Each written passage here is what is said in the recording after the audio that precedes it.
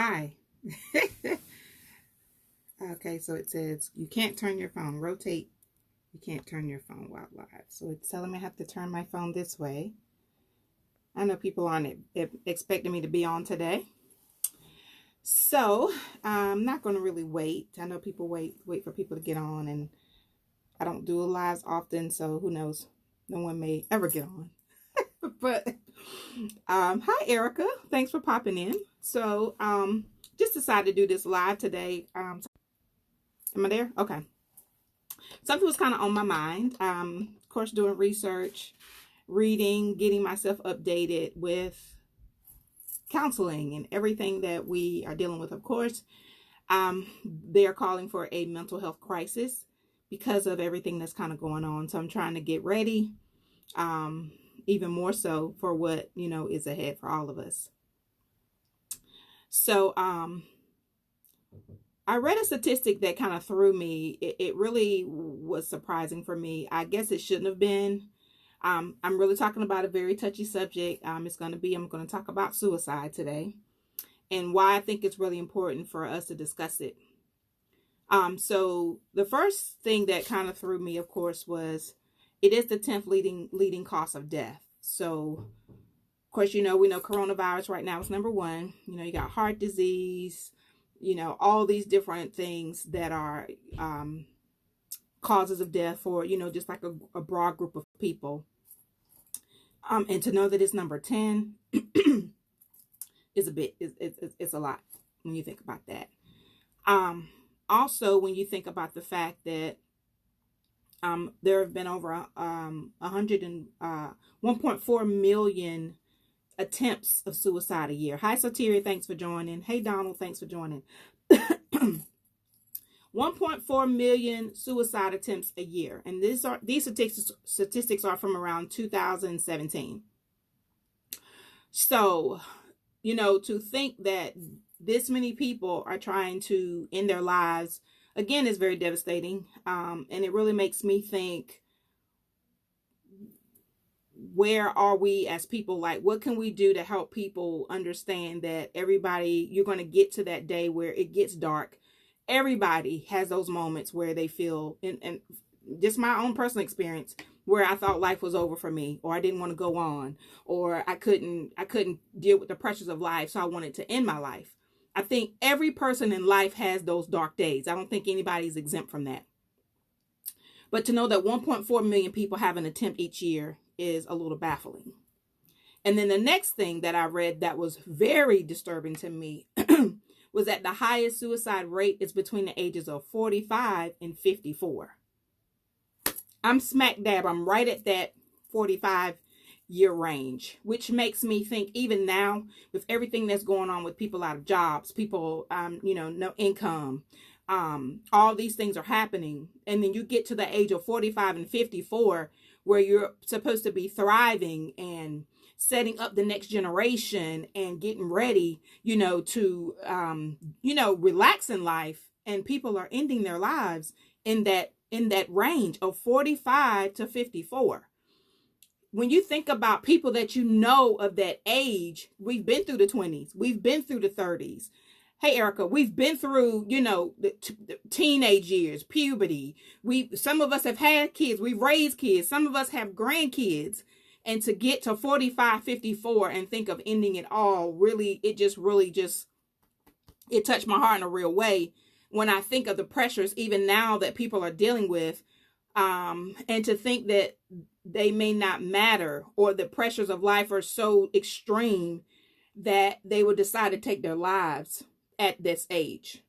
So I think the main thing that I'm trying to say is check on your friends. The 45 through 54 range, everybody's not okay. And I'm just calling out, I guess it's like a clarion call that, hey guys, I know it can get tough. I know the days are rough. I know that it can be a lot, but I just want to admonish you to live. I want to admonish you to get help. I want you to reach out to your friends. I want you to reach out to your families. I want you to ask somebody to help you. I need you to know that you matter. I need you to know that your life matters and people want you to stay around. I know it's not easy right now. I know to maybe have been in a job for years and to be given a notice that you have to go home, you can't work right now, or to have your children in college and then they have to come home. Like your whole life is being shifted. I look around, my life is complete. My daughter had to leave college. My sisters, my daughter, my middle schooler had to leave school. My son's in tech school. Everybody's home. It can be a lot of pressure to provide, to nourish, to nurture, to know what's going on in all these different aspects of different people's lives in your own life while you're trying to figure out how you're going to pay your bills, how you're going to move forward in your life, how you're going to, hey, Nicole, how you're going to reach your dreams. And then you have these other things that are also a part of this. So that age group, 45 to 54, we have to make sure we're taking care of each other. We have to make sure that we're checking on our friends and our family because they may be hurting, but they may not have the words or know how to say it. And then the next highest rate of suicide is going to be the 85 and up, like the elderly, the community, the geriatric community that has lived through 80 years of life, decide at the end of it that they want to end their life. It's just, I don't know. It just, it's not okay. And I just wanted to just say this morning, while you have the time at home, check on your aunties, check on your grandparents if you're blessed to have them. Check on people because you don't know what they're dealing with. They can smile, they can pretend like they're okay, but I admonish and I ask you, please, to check on people, your aunts, old church members that you know, the mothers of the churches, the grandmothers, the aunts, the ladies that hand you that little piece of peppermint in church and gave you a good little word and said you're gonna be okay. You know I grew up like that. There was grandmothers and mothers all around me. Those women were pillars in our community. And sometimes they would be forgotten. We'll get so busy. But to think of my parents, my dad is 83 years old, my mom is 81. For them to get to this point and be like, I'm out. Peace out. I did my thing. I'm gone. Like, I just couldn't even imagine. So we don't have to necessarily, hopefully, go through those things.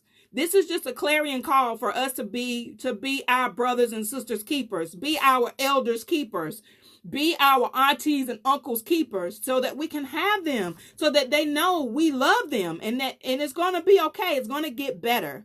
And then I also wanted to just also put out here the National Suicide Line for anyone that may have thoughts of harming themselves or others. They may not feel comfortable talking to family or friends. They can call the hotline.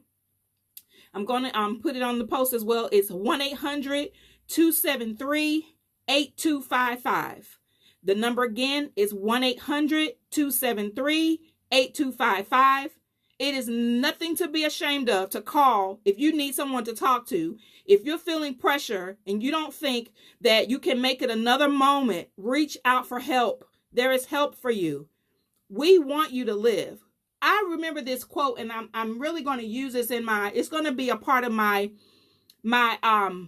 counseling ministry is let nothing be in your life that stops you from living. I'm going to say that again. Let nothing be in your life that stops you from living. No thought, no foe, no situation. Let nothing be in your life that stops you from living. I just feel like that is just my mantra. Like that is what I have to scream and I have to tell my clients. Let nothing stop you from living. Nothing. And I just wanted to it's just been on me that same age range. And I'm just going to clarify this and just go over it real quick. The highest suicide rate right now is the ages 45 to 54. Please check on those people. The next range are the elderly in the 80s. These people are ending their lives, guys. And we have to check on them. I think it's our duty. It's our obligation to make sure that those people in our lives are okay. And again, I just wanted to admonish you, if you need any help, you can reach out to me. You can reach out to the suicide line, 1-800-273-8255. But just know that you matter. Know that your life counts. Know that someone loves you and someone sincerely is praying that you get through your dark days so that you can get to the lighter ones. But just know it's going to get better. I promise you, I can't tell you when, I can't tell you how, I can't tell you the exact date, but I can promise you that it's going to get better. You just got to hold on a little longer. You got to keep pressing a little bit longer. You got to write it out. You got to journal it out, draw it out, run it out. You got to talk to people and know that you matter. I just need people to know that, because sometimes we think we don't.